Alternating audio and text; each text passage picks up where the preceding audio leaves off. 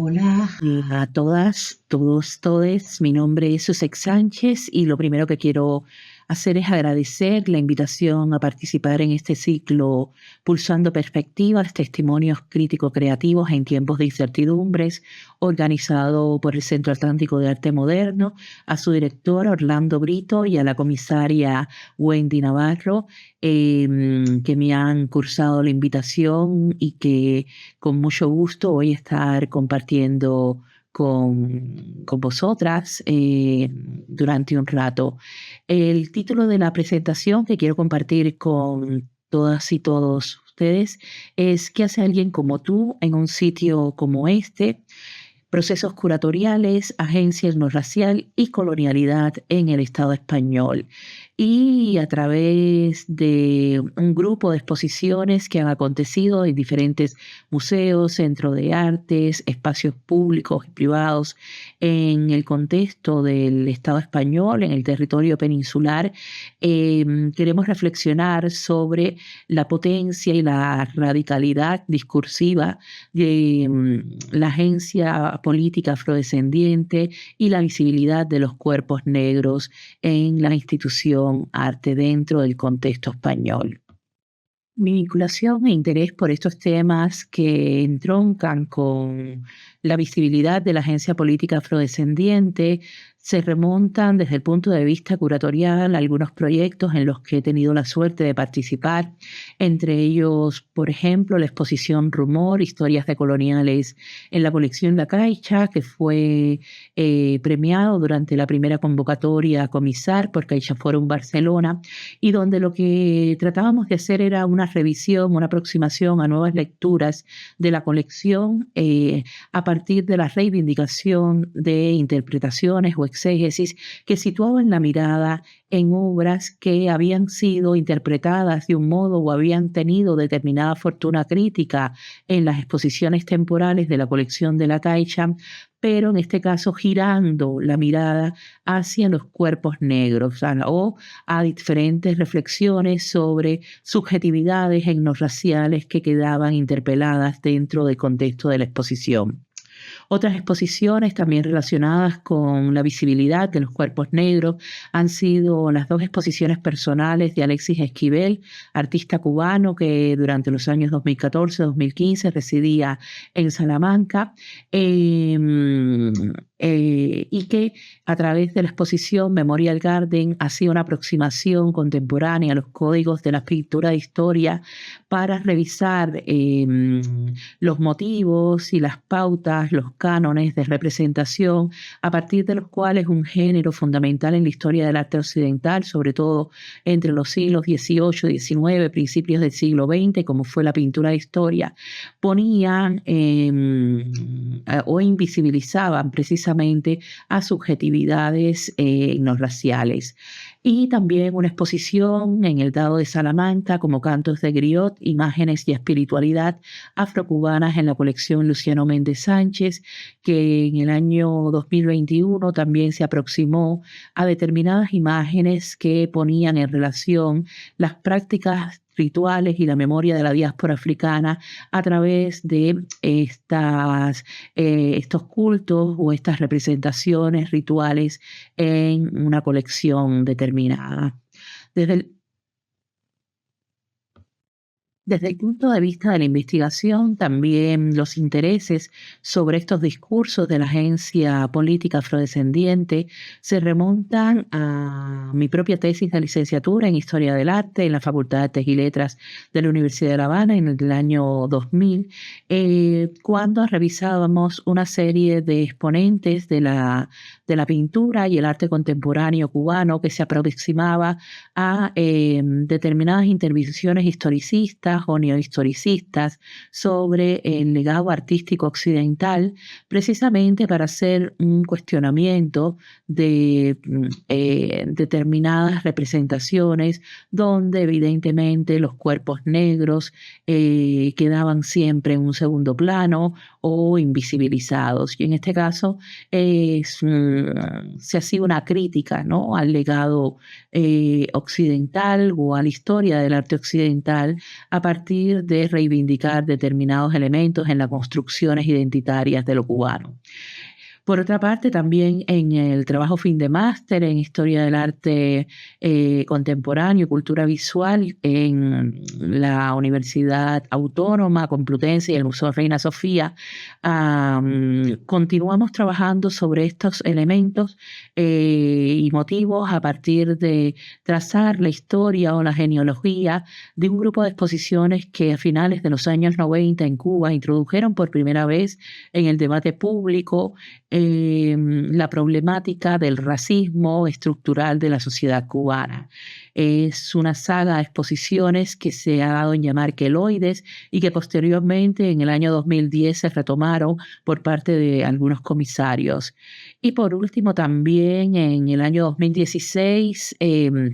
a través de la beca de investigación y producción de texto crítico de Teoría de Tilado 5 en Costa Rica, tuvimos también la posibilidad de hacer una investigación sobre la agencia afrodescendiente en Centroamérica y el Caribe a través de las representaciones y los discursos artísticos de la región, donde tomábamos como eje central el trazado de una cartografía a través de dos conceptos fundamentales como Atlántico Negro y Afro-Latinoamérica para rastrear los discursos y los motivos visuales de la diáspora africana en el istmo centroamericano. Otros foros dentro de la península donde hemos participado y nos hemos aproximado también a la Agencia Política Afrodescendiente ha sido, por ejemplo, el proyecto editorial editado por Carlos Garrido Castellano y Bruno Leitao entre Portugal y España, Curating and the Legacies of Colonialism in Contemporary Iberia, donde una serie de autores desde diferentes perspectivas se han aproximado precisamente a los determinismos de la colonialidad en la escena cultural y social española y portuguesa contemporánea. También entre los años 2019 y 2020, la participación en el Congreso organizado por Inés Plasencia en el Iván de Valencia, Norma y Disidencia, que estuvo centrado precisamente también en analizar las restricciones de los derechos de ciudadanía de los cuerpos migrantes y los cuerpos negros en el Estado español y que concluyó con la publicación de las memorias de ese congreso en el año 2020.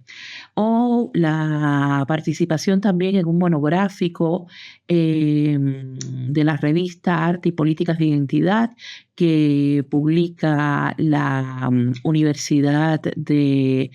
Murcia y que en este caso estaba dedicado a las identidades del Caribe y donde yo colaboré con un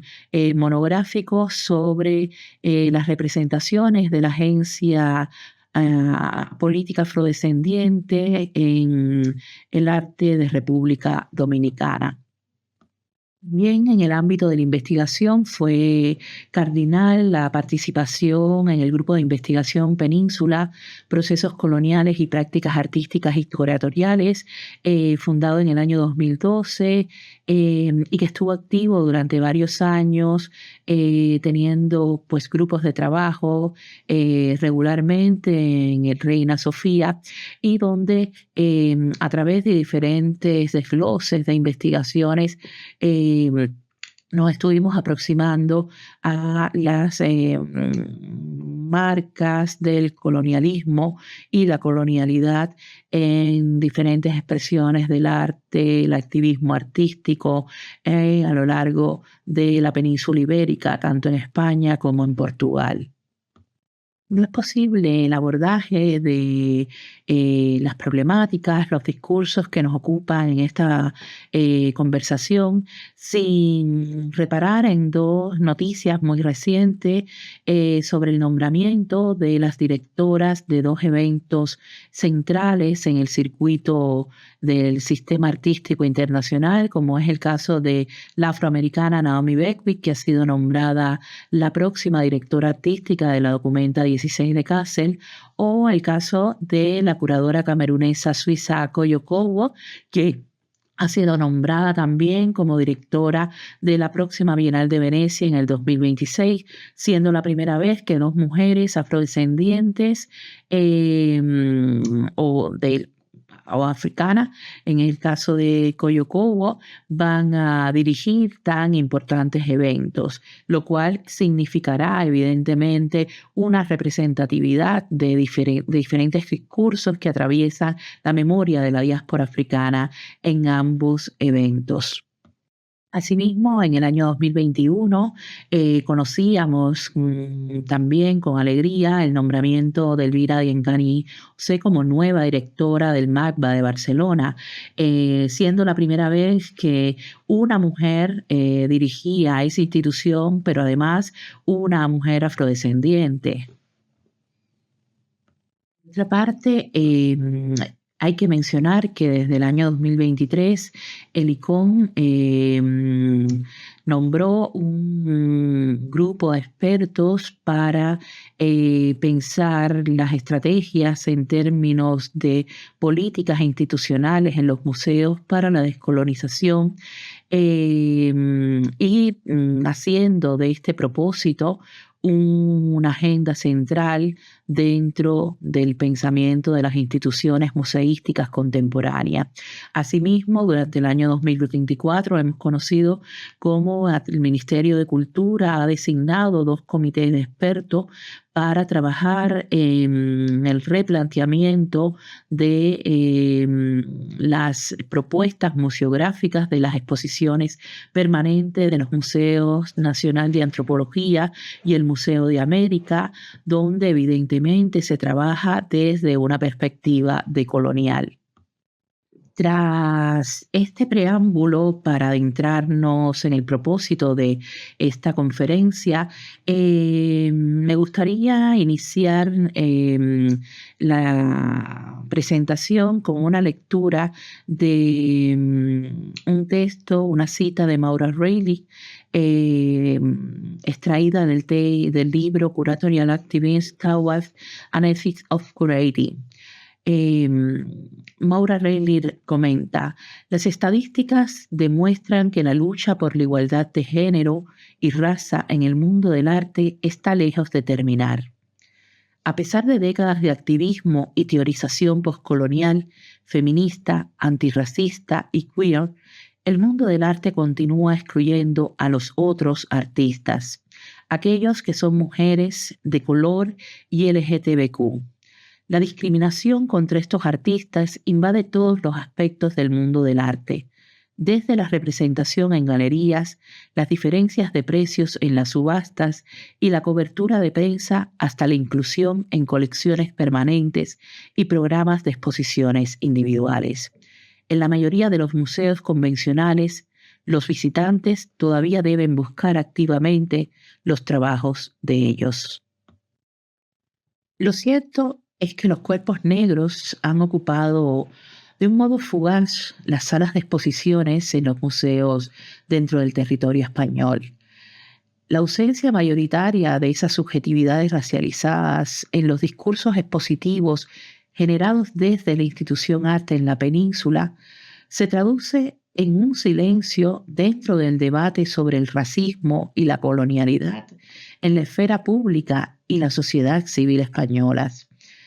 El Estado ha eludido de manera reiterada aquellos problemas sociales y situaciones políticas que afectan los derechos de ciudadanía de miles de personas que enfrentan cotidianamente las huellas del pasado esclavista, reactivadas en nuevas formas de explotación y discriminación sobre sujetos subalternizados como migrantes y negros dentro del capitalismo global.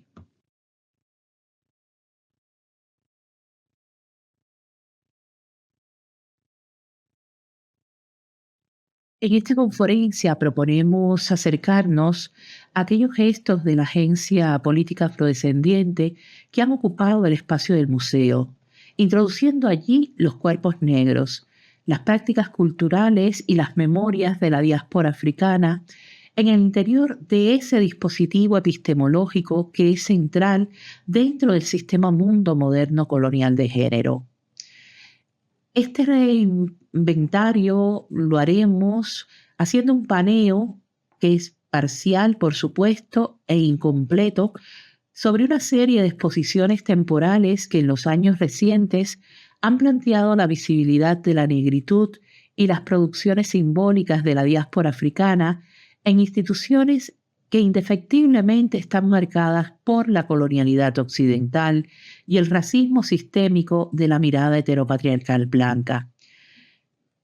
Estas exposiciones han tensionado la institucionalidad estructural del Museo de Arte Moderno y Contemporáneo a través de una crítica decolonial localizada.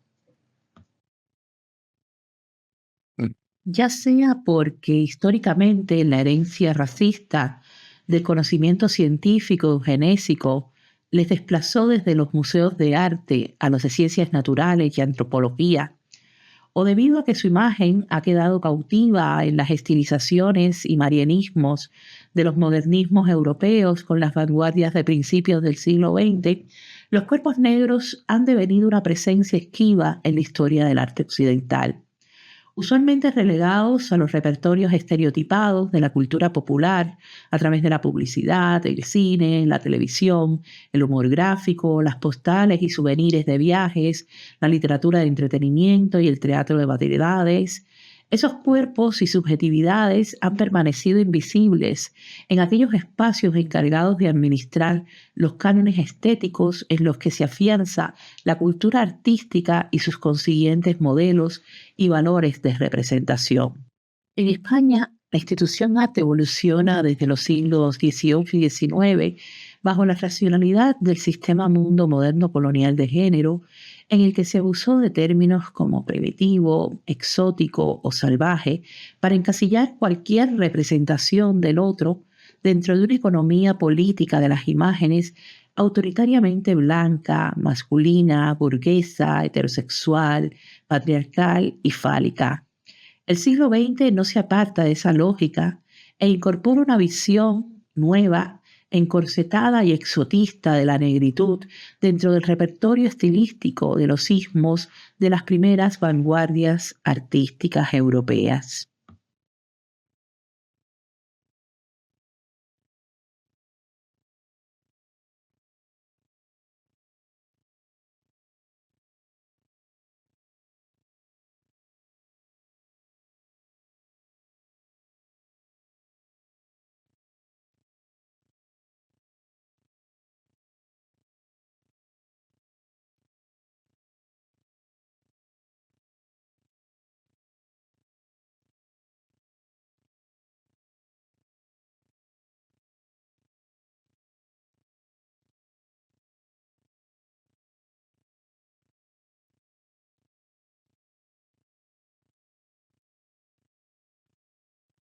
Explicaba Hal Foster, y leo una cita suya: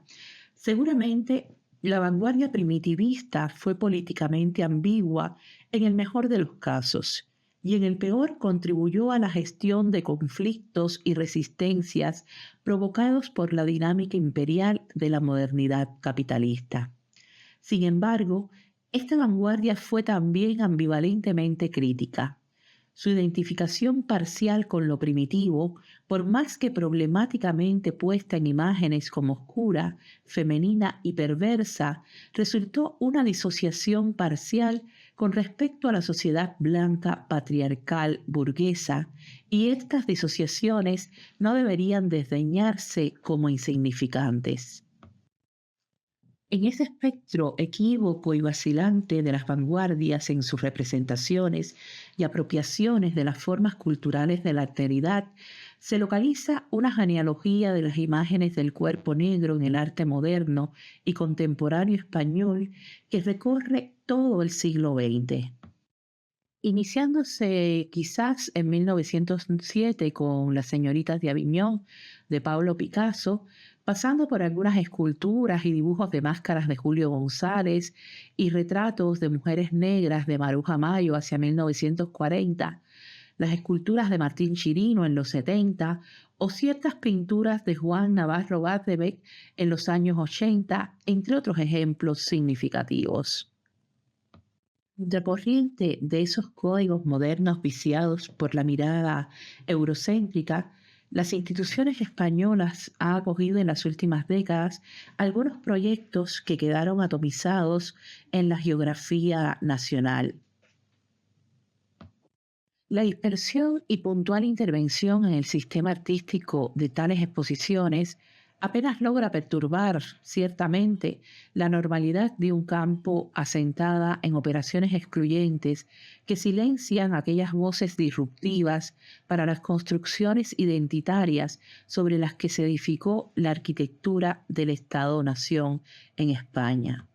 La entrada de esas subjetividades en los ámbitos de enunciación que marca el museo en la esfera pública, aun siendo intermitente, circunstancial y muchas veces pasando inadvertidas, sin duda se convierte en una presencia que tensiona el paisaje postcolonial en el Estado español y las relaciones estéticas y políticas con las producciones simbólicas provenientes de América Latina y África o Afro-Latinoamérica. Estamos enumerando algunas de las experiencias expositivas que consideramos cardinales para la irrupción de la agencia afro y afrodescendiente en el horizonte institucional hispano. Como comentábamos anteriormente, este recorrido no pretende hacer un inventario general, sino apenas contribuir a situar algunos proyectos que aportarían a la historiografía una dimensión más compleja, pluralizando las genealogías del arte en el contexto institucional español y con ello las subjetividades políticas actuantes en el conflictuado escenario geopolítico de las recientes décadas. Si hacemos un repaso de los textos de historia del arte y de las publicaciones que han recopilado el ejercicio de la crítica en el Estado español, podríamos percatarnos de la ausencia de referencias a esos cuerpos negros. Esa ausencia resulta más llamativa si tenemos en cuenta el discurso paralelo de alarma social que ha generado el fenómeno de la emigración desde el inicio de los años 90, siendo un tema central en la agenda política de los sucesivos gobiernos al margen de ideologías de derecha o izquierda. Entre muchas otras posibles explicaciones sobre esa ausencia de debate y representación, quizás están en la obsesión por el desarrollismo en los años 60 y 70, así como las posteriores urgencias de la transición que empujaban la atención hacia otras zonas de la realidad apartadas de las necesidades de las minorías étnico-raciales. Ingenuamente, podríamos pensar que una buena oportunidad para subsanar esas omisiones podrían haber llegado con las múltiples iniciativas que se organizaron en torno al año 1992 con motivo de la conmemoración del mal llamado quinto centenario del descubrimiento de América.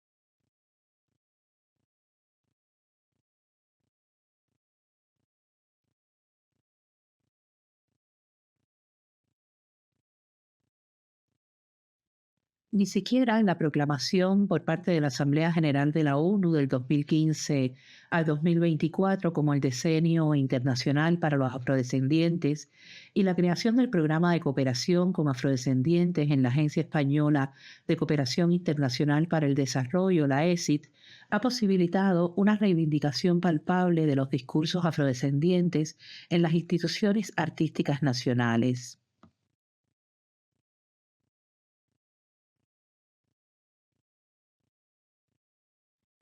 Todo esto ocurre, además, en un momento de máximo peligro para la convivencia con el otro o con los otros, muchos, y el respeto a la diferencia en el interior de la sociedad española, tal como apunta la pujanza de la extrema derecha y su retórica xenófoba.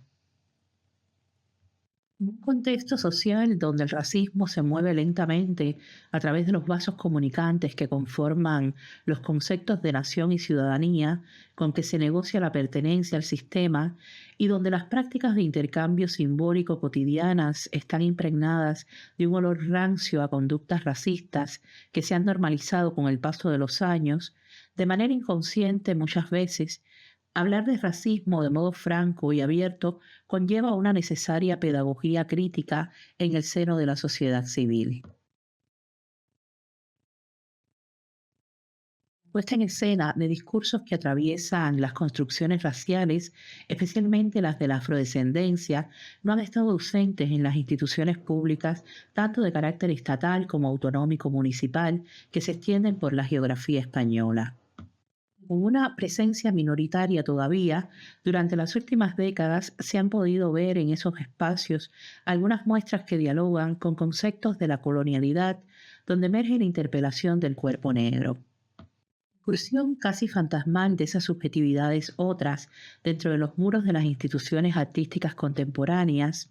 sin embargo contrasta con la instrumentalidad de la colonialidad en aquellas representaciones que museos estatales como el Prado o el Museo de América hacen de los modelos o arquetipos históricos de ciudadanía en la península. Un texto que revisa en el presente los regímenes de indexación de la memoria del Imperio Español en la administración del patrimonio expoliado a los territorios colonizados, la investigadora Esther Gavara de Duke University argumentaba, y cito: mientras el Prado, como todos los museos, cambia las obras de la colección permanente en sus salas de exposición, es impresionante comprobar la ausencia de huellas del proyecto colonial en un museo que es famoso por su colección de obras de los siglos XVI, XVII y XVIII, precisamente el período de alto colonialismo español en las Américas. En el Prado se pierde el continente americano, fuente de las riquezas que ayudaron a construir el mismo museo. Se pierde en un abismo histórico tan oscuro que sería incorrecto nombrarlo simplemente olvido. Si esos vestigios materiales de la colonización han sido obliterados en los relatos museológicos de las instituciones que atesoran y salvaguardan las riquezas acumuladas gracias al extractivismo de la expansión imperial, ¿qué ocurre con la representación de los cuerpos sometidos a la violencia de esa empresa? En este punto devienen imprescindibles algunas preguntas. Por ejemplo, ¿dónde puede encontrarse dentro de la narración y la autocrítica que necesariamente debería implicar el reconocimiento del genocidio que significó la trata esclavista en el espacio triangular transatlántico, en tanto soporte fundamental del colonialismo? ¿En qué relato institucional queda suscrito el deseable ejercicio de reparación de la memoria histórica y la denuncia de la ideología racista que se erigió como pretexto o justificación de la crueldad ejercida sobre los cuerpos no euroblancos? Esas son las inquietudes que parecen albergar las exhibiciones que aquí nos interesan. Posiciones, como ya anticipábamos, han pasado prácticamente inadvertidas para la crítica y la historiografía, en ocasiones debido al propio carácter periférico de las instituciones que las acogieron. Han sido exposiciones con escasa repercusión fuera de los contextos locales donde quedaron emplazadas, reseñadas apenas en los periódicos provinciales. Nos referimos a proyectos que han tenido lugar, por ejemplo, en el Centro Atlántico de Arte Moderno en Las Palmas de Gran Canaria y en el Centro Gallego de Arte Contemporáneo en Santiago de Compostela. Quizás por el estrecho vínculo con una memoria del viaje y las migraciones hacia América de canarios y gallegos, y una especial sensibilidad hacia una historia de ida y vuelta en la que el pasado colonial o la experiencia del exilio en el siglo XX entronizan un imaginario de los desplazamientos y las marcas de los biopoderes en la configuración del territorio en el presente, ambas instituciones asumieron tempranamente en sus relatos fundacionales y en la práctica museográfica las problemáticas de la representación y las contranarrativas de subjetividades en disputas que emergen en una condición global. Desde el año 1989, el CAN opera con el concepto de la tricontinentalidad. El Kant trasciende bajo la perspectiva de la continentalidad, la relación unidireccional de una mirada hacia América Latina, objeto y destino de la empresa colonial, para situarse y reconocerse también en una posición periférica respecto a la península. Pero el Kant incorpora además un relato que recupera los contextos africanos en tanto cicatrices abiertas, aunque olvidadas en los discursos primados de las exposiciones de arte contemporáneo en España, que establecen márgenes y otras zonas más allá del silencio de los márgenes, como pueden ser África u otros enclaves arrastrados por la colonización, como es el caso de Filipinas. En relación con el Centro Atlántico de Arte Moderno, es imprescindible mencionar los proyectos de investigación y comisariado en los que ha trabajado Elvira Yangani en torno a Guinea Ecuatorial y la exposición con 14 artistas sudafricanos que organizó en el CAN durante su vínculo profesional al centro como comisaria. Olvida quién soy en 2006. Diangani también fue la comisaria general del proyecto auspiciado por la ESID, Arte Invisible, sobre el arte africano y sus diásporas en varias ediciones de la feria madrileña, ARCO, y fue también la comisaria invitada de la edición 2021 del Festival Foto España, donde desarrolló un programa titulado Contra la raza, abordando la fotografía desde una perspectiva panafricanista. Por otra parte, el propio espacio insular desde el cual el CAN despliega su propuesta abre una línea de investigación respecto a la tricontinentalidad, donde se trazan diálogos estimulantes y paralelos con otros exclaves isleños y diaspóricos como el Caribe. Las exposiciones El arte de la dislocación de 2012 y El futuro del pasado de 2011 de Faisal Actualá y Yinka Shonibare, respectivamente, comisariada la primera por Bárbaro Martínez y la segunda por Octavio Saya, son dos ejemplos contundentes de muestras que por su envergadura debieron tener mayor repercusión en todo el territorio español e incluso ser proyectos de acogida en un museo de carácter nacional. Si bien la muestra de Shonibare, dentro de su itinerancia, hizo una parada en la capitalina Sala Alcalá 31, dependiente de la Comunidad de Madrid, ambos proyectos, que eran las primeras exposiciones individuales de estos artistas en España, exponían descarnadamente el racismo y el colonialismo de nuevo tipo en las sociedades globales, atendiendo a conflictos segregacionistas que conlleva la convivencia multicultural y las nuevas formas de colonización del mercado y el trabajo que supone la administración y regulación de la emigración por parte de los estados del norte y las políticas del terror que alimentan el miedo hacia lo no occidental. El arte de la dislocación fue la primera y única exposición en España hasta la fecha de Faisal Actuala. Comisariada por Bárbaro Martínez Ruiz, esta muestra itinerante pudo verse en las salas del CAN en 2012 hasta tras su primera parada en la Universidad de Stanford en 2011. La exposición proponía un recorrido a través de 2 décadas de producción del artista de origen jamaicano y escrutaba nuestra propia condición de espectadores prejuiciados. La retrospectiva incluía los tempranos dibujos y grabados en los que el artista hacía un homenaje a la figura de Malcolm X, que relacionaba con el propio despertar político de su negritud en Reino Unido durante los años 80. La exposición de Faisal Actuala ponía el foco de atención en las huellas cotidianas de la condición postcolonial en un mundo donde el mercado y la política explotan las contradicciones entre Oriente y Occidente y donde las diferencias étnicas, sexuales o religiosas alimentan un orden geopolítico sustentado por el terror y el miedo al otro. En la poética de Actuala, la conciencia sobre la alteridad explora una condición personal y biográfica donde cuestiones como raza o fe metaforizan el estatus sospechoso de la percepción del cuerpo negro en la situación global.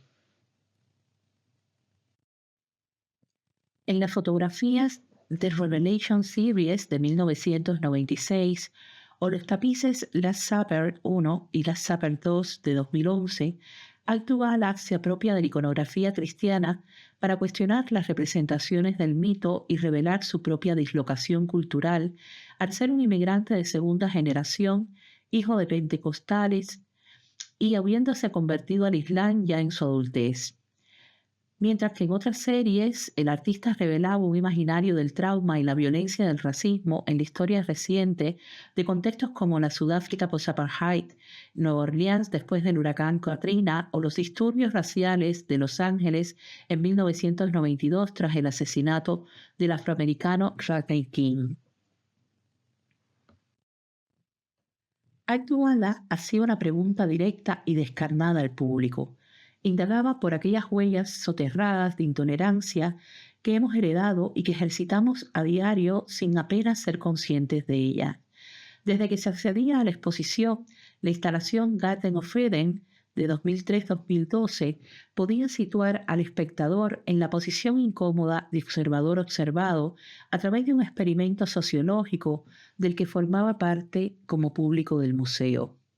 Una veladora impedía la entrada a un espacio con muros de espejos a todo aquel que no tenía ojos verdes. Los privilegiados genéticamente en ese laboratorio biológico y de la conducta podían finalmente contemplarse a sí mismos dentro de la pequeña cámara especular, ajenos a las miradas que les examinaban desde la sala contigua, en la que el resto del público, plural y diverso, podía adentrarse para vigilar a esa minoría selecta, blanca y de ojos claros. En este caso, la inversión del sentido de la mirada a la que quedaba expuesta la blanquitud operaba como mecanismo de reparación y metáfora en reverso de la sobreexposición y exotización de los cuerpos no blancos en los históricos zoológicos humanos coloniales o del lugar de observación y vigilancia de los sujetos criminalizados en las salas de interrogatorio policial. En el año 2010, el Centro Gallego de Arte Contemporáneo acogió una itinerancia de una exposición de referencia en el abordaje de los imaginarios de la diáspora africana, titulada Afromodern, Viajes a través del Atlántico Negro, producida por Tate Liverpool con el comisariado de Tanya Barson y Peter Goshlatter. Afromodern, Viajes a través del Atlántico Negro, en palabras de sus comisarios, se inspira en un libro de gran influencia, El Atlántico Negro, Modernidad y Doble Conciencia, de 1993, de Paul Giraud, y ahonda en la influencia que han tenido en el arte de las distintas culturas negras de todo el Atlántico desde principios del siglo XX hasta la actualidad, con más de 140 obras de más de 60 artistas. La exposición recoge la idea del Océano Atlántico como un continente negativo, como red de culturas que conectan África, la América del Norte y del Sur, el Caribe y Europa, y perfila rutas reales e imaginarias emprendidas por artistas de todo el Atlántico desde 1909 hasta nuestros días.